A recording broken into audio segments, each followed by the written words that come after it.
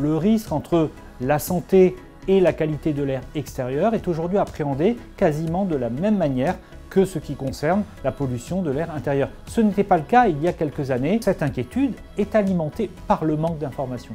C'est parce que la plupart des parents ne se sentent pas capables d'accéder à une information qui leur dirait « bien oui, la qualité de l'air dans l'école de votre enfant est bonne, elle est moyenne ou elle est négative », comme outil dont on dispose aujourd'hui, par exemple en Ile-de-France avec Airparif sur la qualité de l'air extérieur, bien c'est parce qu'on se sent mal informé que l'inquiétude augmente.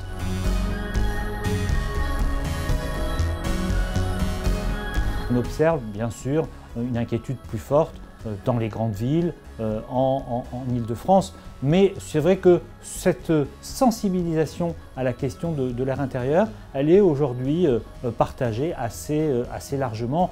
Je dirais que forcément l'actualité récente avec les risques liés à Notre-Dame, les fermetures d'écoles, a pu aussi augmenter cette sensibilisation.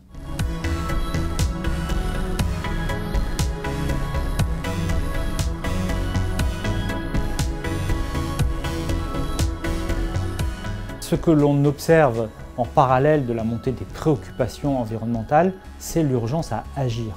Sur ce sujet, comme sur d'autres, mais c'est très frappant, une partie de l'opinion réclame des actes, et d'ailleurs il y a parfois des attentes très fortes, que ce soit vis-à-vis des décideurs nationaux, des décideurs locaux, et nul doute que ce sujet sera au cœur, par exemple, des campagnes des élections municipales.